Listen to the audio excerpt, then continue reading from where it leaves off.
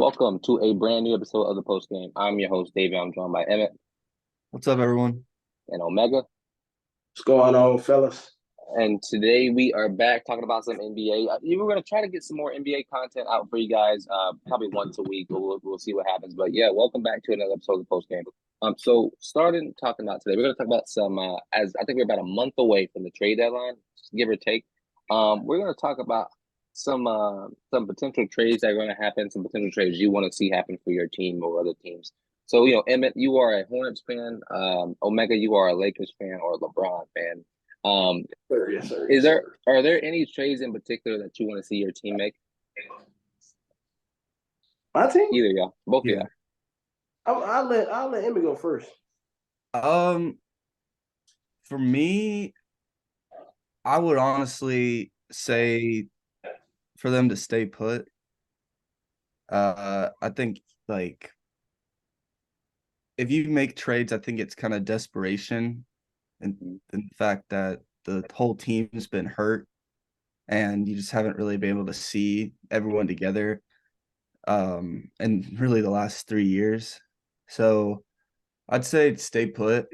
I know like Hayward could be like a trade candidate for sure, or like even a backup guy, but like I just don't see the point in trading him when you're just gonna have to get another bad contract in return. So since his money comes off the books this summer, like just might as well ride it out and then just have like a clean cap sheet going forward. So For sure. yeah, I don't really, and then I don't think there's anybody else on like particularly bad deals that I think they should look to get rid of.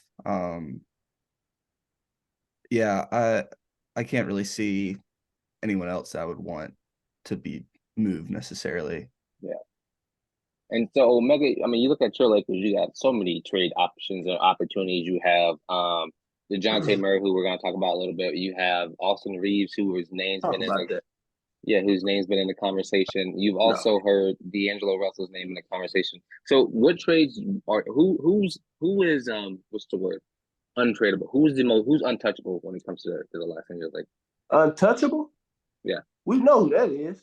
I mean, 2-3, but Who else? I think AD tradable, but I don't want to trade him. He's tradable though, but hey, no, I mean, you're not gonna probably get nothing good as valuable as him out of that, but I don't think we need to trade nobody either, to be honest. I just think our rotations, our lineups that we run, we need to get, and people need to stay healthy. Just like you said, the Hornets. Like Ruiz gave all these dudes contracts. They're not real big contracts, but we gave them contracts. Yeah. Like Rui, he's been hurt. Everything. He got a nasal. He had nasal surgery and all that shit.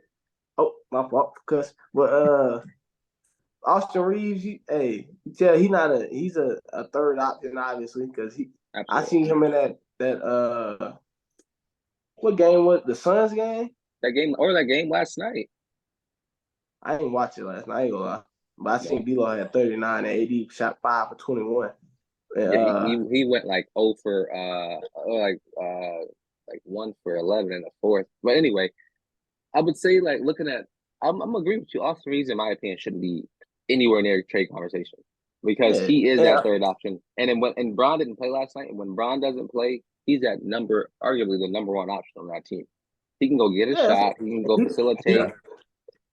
He doesn't need to be the number one. He shouldn't have to be the number one.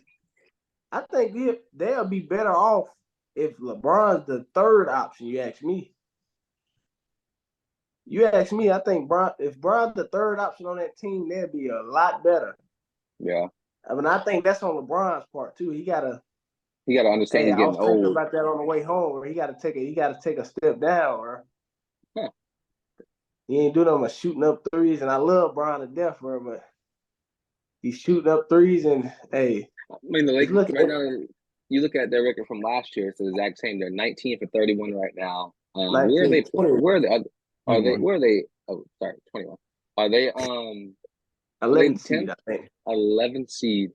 So they're out of the playoffs. You would expect people to be making trades. I know they've been pushing for the DeJounte Murray. Let's move into that right now. DeJounte Murray, he's been on the trade block, or not even I don't see the the trade point. block, but he's been like, names have been traded for the entire season. Do we expect him to actually be moved by the deadline? Who, Murray? I don't know. I don't see the point in it. You ask me, I don't see. What's I the don't point? either. I don't get it. Especially the Lakers, like I think they're fine. Like it's really tight in the West right now. Like they're probably like they're right with the Yeah, 8 seed. Like I think they've got like just plenty of like last year. depth. They've got what they need to make a playoff push, which is 2-3. But like I don't see them needing to make like a big splash. Like it's just kind of a young, like this is kind of one of the younger teams that LeBron has had around him. So like I just think you just got to give them a little bit of time. Like I mean, you saw they won the in-season tournament. Like Yeah. it's definitely there. Like they can compete. So I mean, if they disappoint at the end of the year, yeah, maybe make a move. But like I don't see the point right now. Oh, and one more thing. We paid Gabe Vincent all that money, so he only played 5 games this year. Has he Mhm. played? I mean, he stole the bag. That's what you call that. I mean, I don't know when he supposed to return, but what was it, 3 years, 33 million playing? Yeah. Something crazy. And so let's look at let's move to the Golden State Warriors. They haven't lived up to the expectation that they want to hold themselves at. That's because of aging Klay Thompson, or just like bad rotations. In my opinion, from Steve Kerr and his office. But you look at a player. I think the conversation came out that Steve Kerr would want. They're looking for a big, like a nice four. And Pascal Siakam came up. Do you think that would be a good move for the Golden State Warriors? Yeah.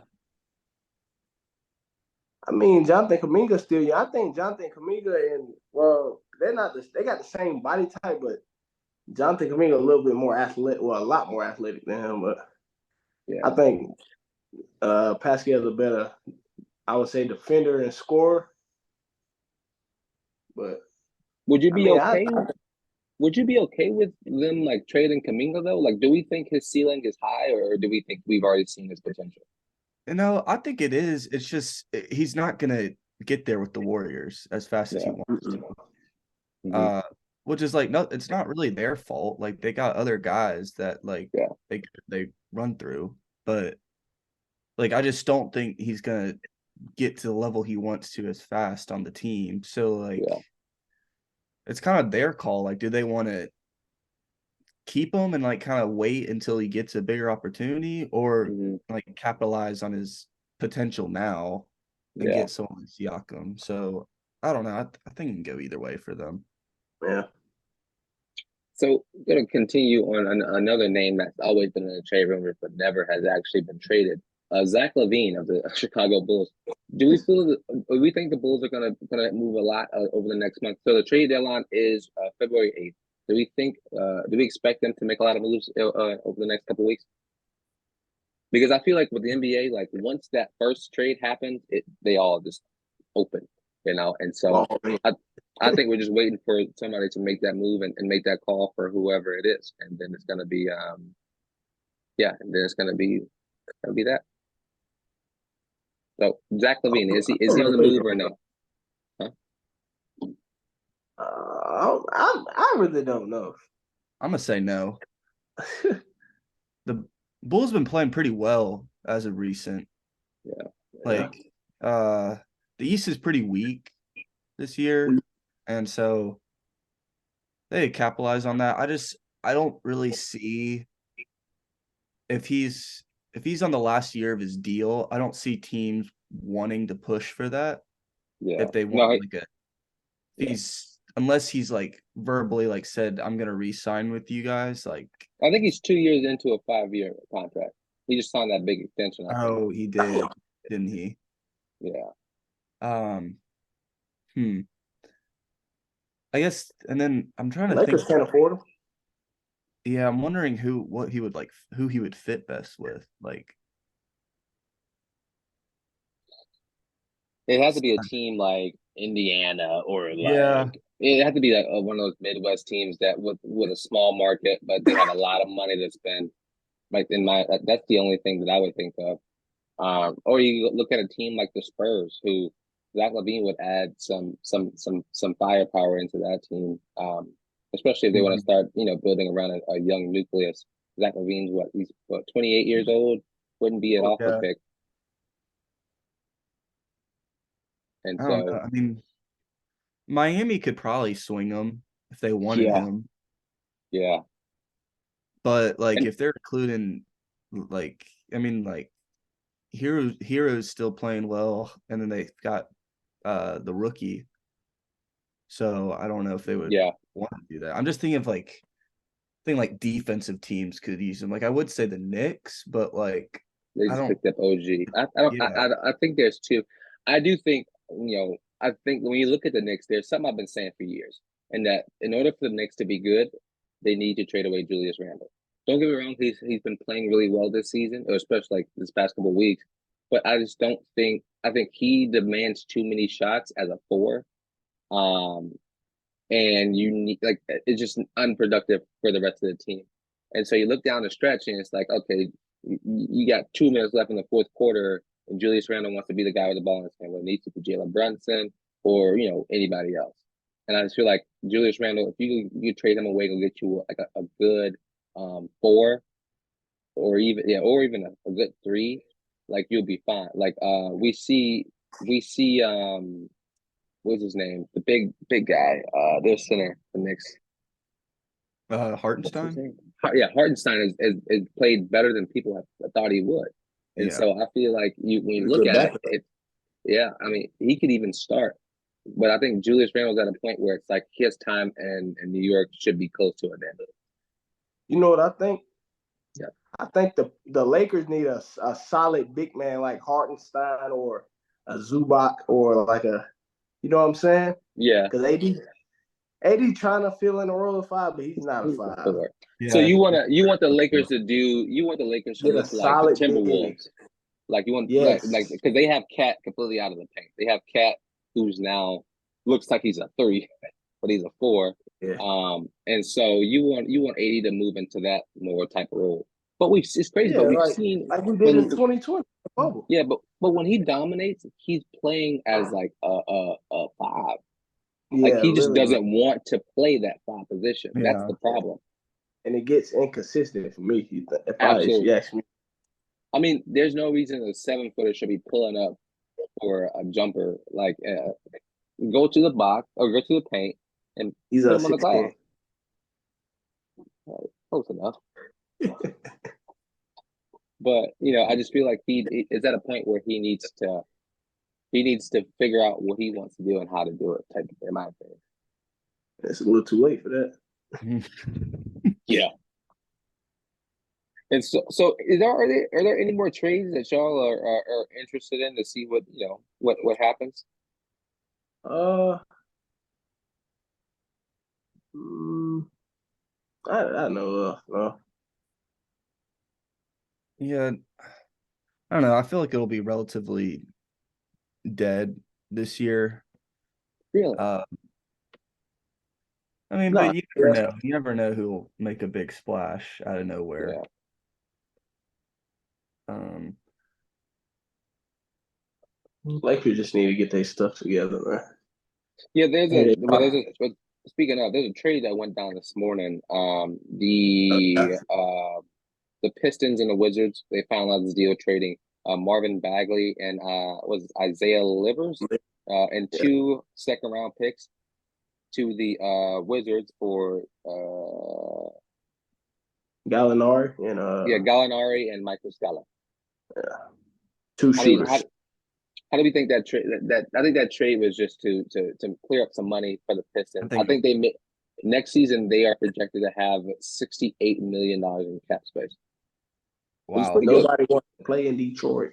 But the thing is that you have that much money, you can overpay for people like Bruce Brown or the kid that Joe overpaid for. What's his name? I can't remember. We just talked about it. Who? Gabe Vincent? Yeah, there you go. Yeah, and so I mean, you it becomes easier to buy, these guys. Here's a question. This might be one of the last questions that I asked. When it comes to the New Orleans Pelicans, do we think Zion Williamson should be on the move? No. I'm sorry, what was the question? Should Zion be on the move out of New Orleans? No. I don't think he loves New Orleans. I just don't think he probably don't like it, but like, no, why? Why would you want to leave them? That's a good team he with, bro. And they've got they got a lot of like depth. Like they don't. I mean, they would get like a haul for Zion, but I don't think they need it necessarily, unless they're trying to get like a star player, like a Julius Randle, maybe.